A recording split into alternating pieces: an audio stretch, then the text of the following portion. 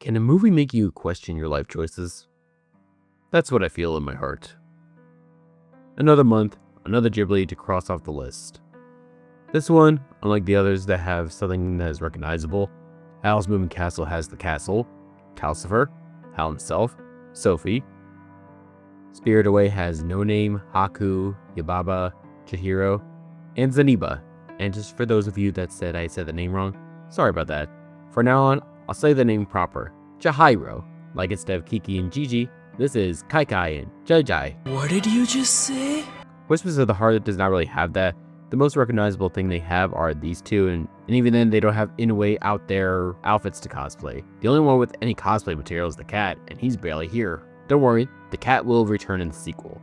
Also this dress. So unlike most other Ghibli films, this one was not directed by Hayao Miyazaki. He just had a screenplay and storyboard credit, and some light consultation. Actually, that's a lie. He's the director of this film for about 5 minutes. Actually, the cosplay bit was a lie too. Shizuku does have one off in the fantasy sequence, and they do like to use it to promote the movie, but that's only during the fantasy sequences, and the only part Miyazaki directed. Sometimes movie posters lie, or promote the Miyazaki part of the movie. Could be worse. Could have been the kangaroo. The kangaroo got the money. So if Miyazaki is basically just a director for 5%, Isao Takahata was busy with other projects and his neighbors the Yamadas, who was the director of the other 95%. Enter Yoshi Fumikundo, longtime animation director turned director. He's been everything from animation director over here to character designer over here. This is actually his only movie that he ever directed himself. The rest are just shorts or one episode or two. In fact, this guy was being grown to essentially be one of the top directors at Ghibli, even replaced Miyazaki as his successor. Unfortunately, he did die suddenly from an aneurysm, possibly from overwork. I am thinking that this was unfortunately Kuroshi, death by overwork. So Whispers of the Heart, or I'm gonna probably screw this up, Mimi wa Sumasiba, if you listen closely. A 1989 manga of the same name by Ai Hiragi and published by Shueisha. When adapting, you gotta change things around. Sometimes for the better, sometimes to meet broadcasting standards, sometimes you're Miyazaki. Depending on the project, you either get a Kiki or this thing.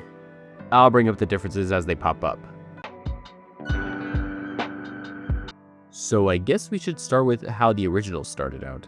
Yeah, already a difference, but this one is a little bit more forgiving since it's completely separate from the movie. That is a music video called On Your Mark, a short music video to celebrate the band's Changa Nasuka's 50th anniversary. Obviously, Japanese band. They requested Ghibli to animate it and they obliged. What?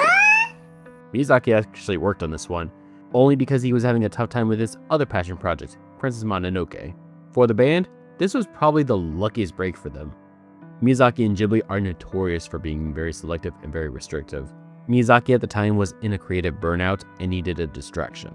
Speculation also says another reason they took the job was because since IT and CGI and computer technology was being used more and more in animation, they figured they used this project to explore it and see how it works.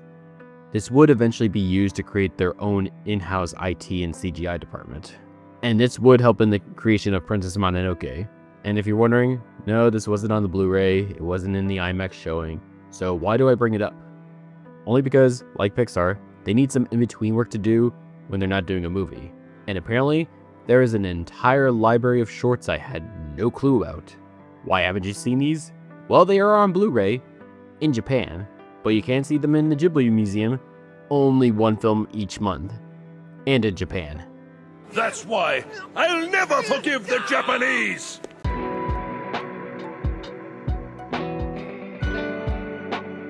So now that we got our Pokemon short out of the way, now time for the movie. And you immediately get whiplash because that opening song is a familiar song. You guys know any English songs? There is one song we know.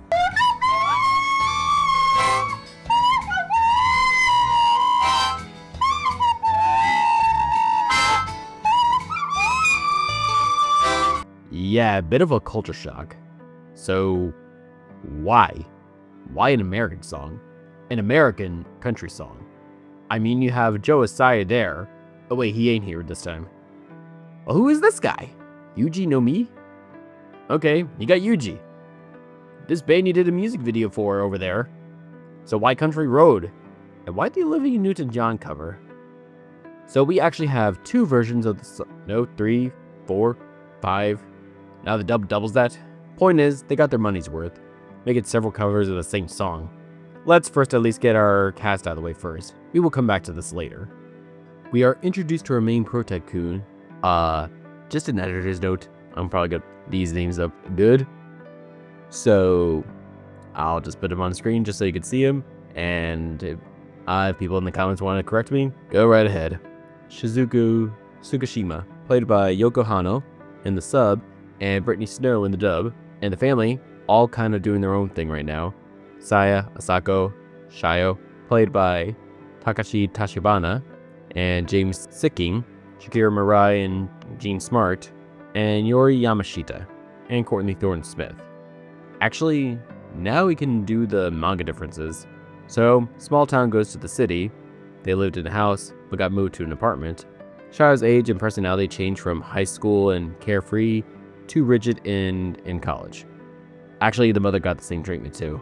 Graduation is coming up, and Shizuku is working on lyrics to a song.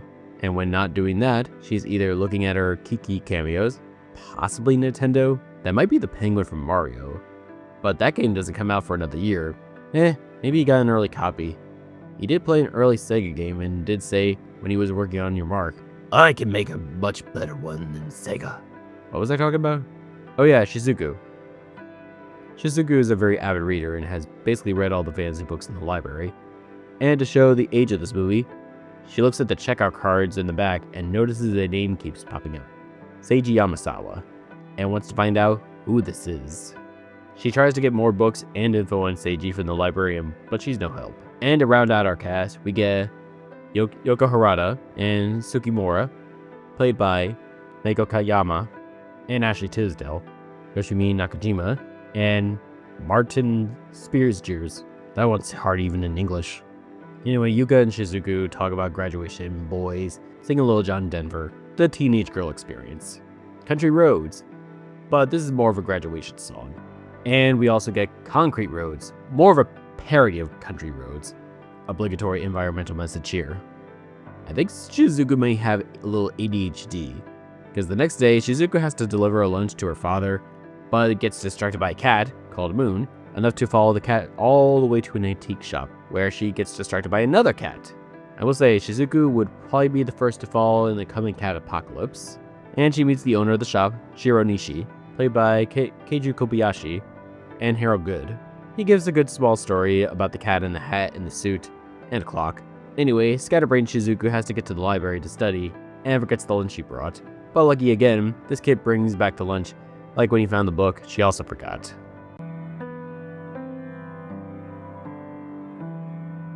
She can't get that damn cat out of her head. He goes back to the shop and finds the kid again. Typical woman. Anyway, the kid lets her in to see the cat again, and finds he's a violin maker, giving us an excuse to play Country Roads again. Man, this is being played more than Simon Garfunkel in The Graduate. Mrs. Robinson, you're trying to seduce me. Yeah, in The Graduate. Yeah, I watched those movies. Well, finally time to start talking about Country Roads. Why this one? Few reasons. It was a popular song in America, and in Japan too in the 70s. This movie, because of how much it pops up here, did popularize it in 1995, and became even more of a staple thanks to karaoke, because they have those over there. But you have plenty of karaoke songs, so why this one? Oh, maybe that's just it.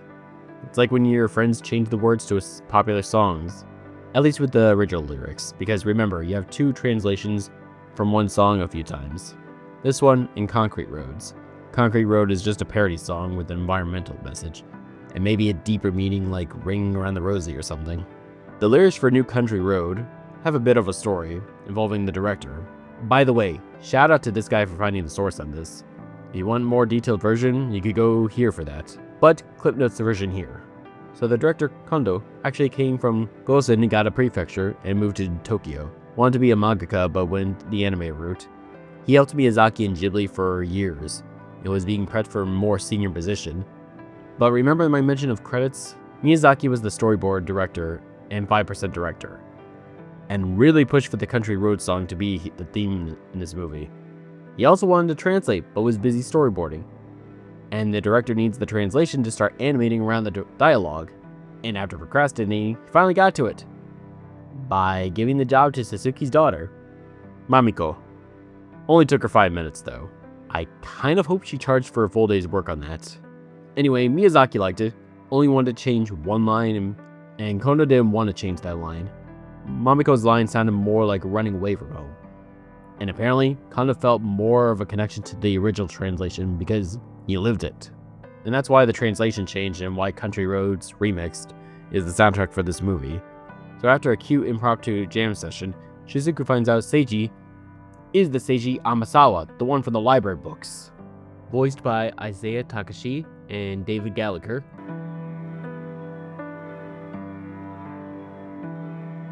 Well, time for some more differences. But first, comment, like, subscribe. You know the drill. Do it. Do it now. One of the differences, there was a brother for Seiji, Koji.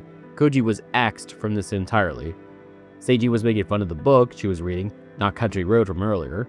They aged the kids up to give them more urgency from first years to third years.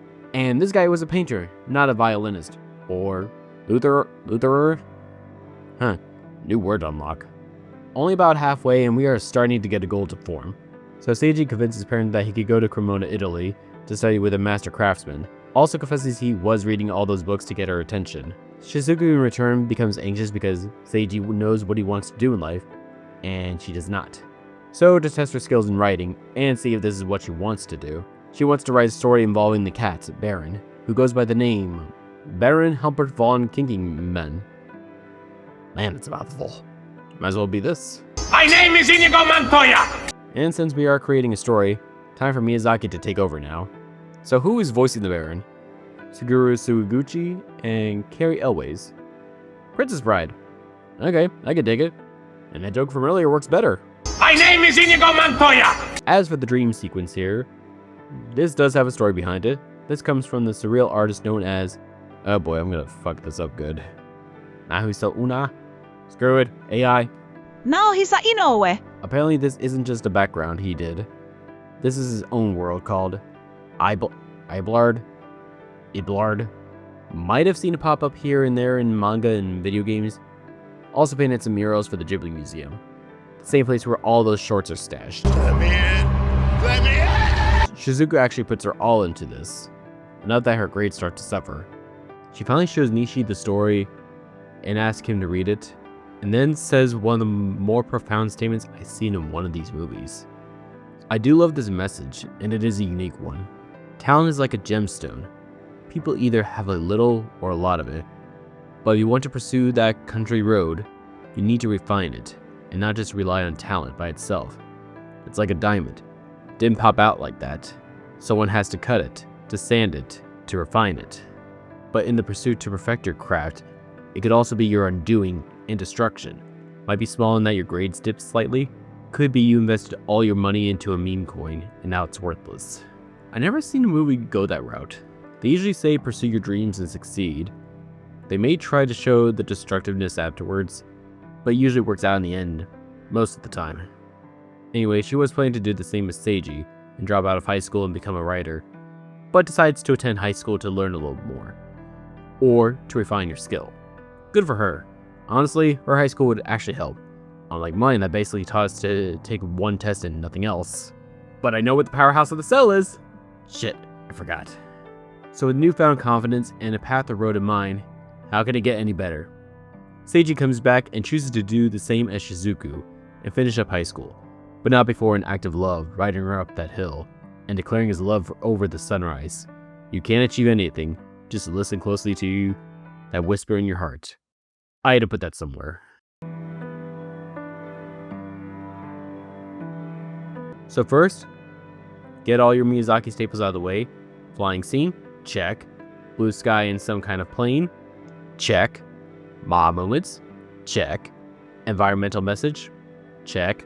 And protagonist has short hair, check. You already saw the Kiki connection with that, but you had another one. The damn cat. Kind of.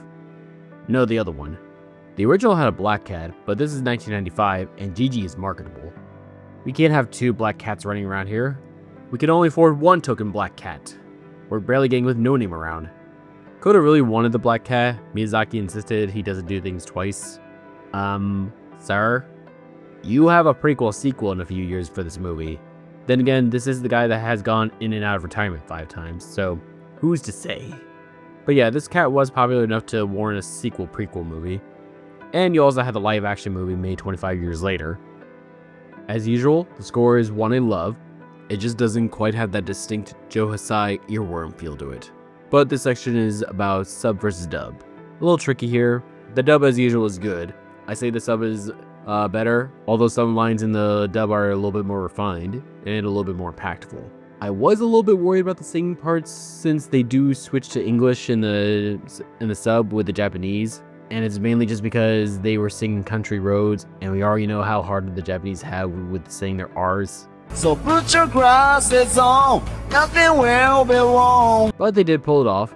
The singing in the dub was also like Disney Channel teen music in the mid-2000s. What about the actors? And as is tradition, dubbed by Disney, who's here because of Disney? I know to Ashley Tisdale from Sweet Life of Zack and Cody. Jean Smart was Dr. Impossible from Kim Possible. She could design women. Also Martin Spangers as Malcolm the Wraithmaster. Courtney Thornton-Smith was Cheryl in the Magical World of Disney in the 80s. James the King was in Cop Rock that did premiere on Fox. Fox got bought by Disney. No, he was not the baby merchant. Baby merchant, tots are us. Harold Gold was the dad from Freaky Friday. Vicki Davis did some voice work for Final Fantasy. Also was Psycho Pink Ranger in Power Rangers. Disney did own Power Rangers for a while. Also Kingdom Hearts crossover. Mika was in Mighty Joe Young as Young Jill. Abigail was Princess Lonnie and Sophia the First. Questionable they used a white actress for a native princess, but whatever. Carrie Elways from Epic Mickey 2 as Gus. And speaking of video game sequels, Brittany Snow is Naminé from Kingdom Hearts? And David Gallagher as Riku? Kingdom Hearts! Holy shit! A little goofy Walker Edmiston and Corburn as Jensen.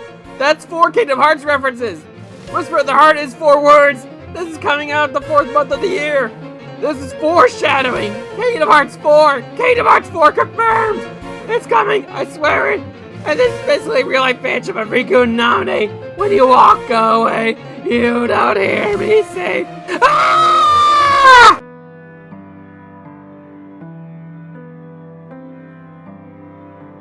Okay, I'm calm now.